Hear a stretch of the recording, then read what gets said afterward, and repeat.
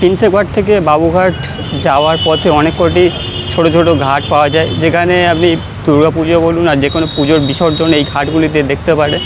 তো বিশেষ করে পুজোর সময় এই ঘাটগুলি বিসর্জনের জন্য খুবই ভর্তি থাকে। সেই টাইমে এলে আপনি দেখতে পাবেন এখানে যে ভিড়, অর্থাৎ বিসর্জনের জন্য এই ঘাটগুলি খুবই পরিচিত এবং এখানে বিসর্জন পর্ব হয়।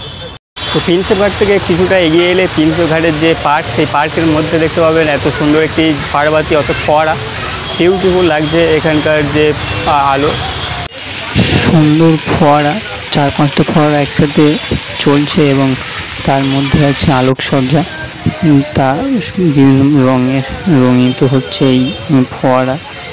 বিউটিফুল ভিউ, যা দেখতে গেলে আপনাকে আসতে হবে বাবুঘাট, অর্থাৎ প্রিন্সেপ ঘাট টু বাবুঘাট যে পথ, সেই পথের আপনাকে আসতে হবে।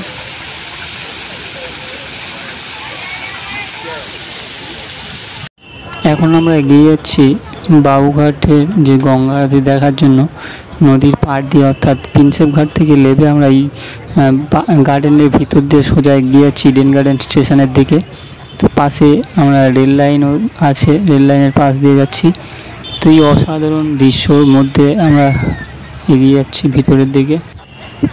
শিয়ালদহ থেকে বিবাদীবাগ লোকাল ধরে চলে আসুন এই প্রিন্সেপ ঘাট অথবা ইডেন গার্ডেন স্টেশনে। এখান থেকে আপনারা সমগ্র প্রিন্সেপ ঘাট এবং যে বাবুঘাট গঙ্গা আরতি সেটা আপনারা এখান থেকে দেখতে পাবেন।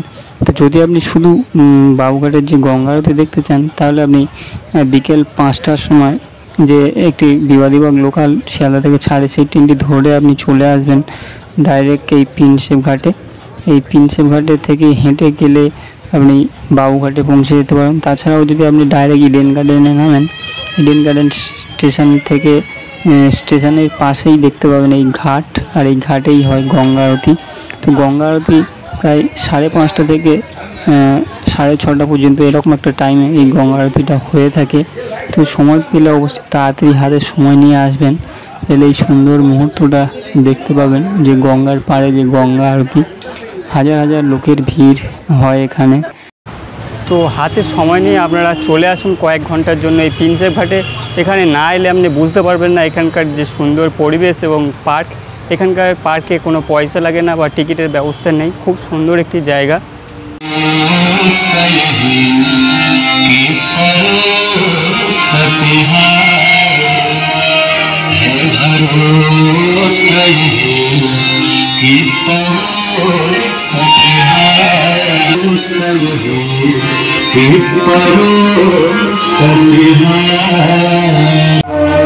এখন দাঁড়িয়ে আছি বাবুঘাট যে গঙ্গা মন্দির সেখানে।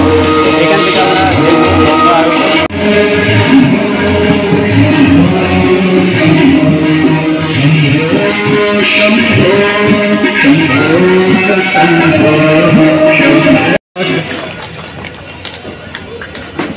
सभी लोग मिलकर एक साथ जयकारा लगे।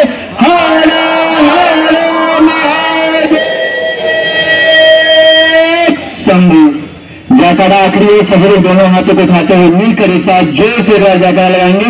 आपकी आवाज कम से कम उस पर हावड़ा तक जानी चाहिए। प्रेम से बोलिए गंगा माता की। देखिए আমাদের গঙ্গা আরতি শেষ করে আপনার গঙ্গা আরতি বিদেশ স্টার কিতাব নেন। আজকে ছুটি দিন, প্রচুর ভিড় হয়েছে, আপনারা বিদেশ স্টার কিতাব নেন। কলকাতা কর্পোরেশন এবং চন্দ্র মন্দির নাম করছে, দেখে কলকাতা কর্পোরেশন এবং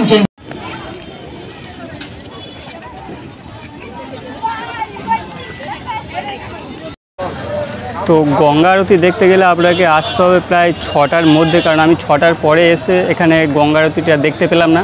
তো পরবর্তী সময়ে অবশ্যই আসবো এবং আপনাদেরকে দেখাবো এখানকার যে গঙ্গা আরতি।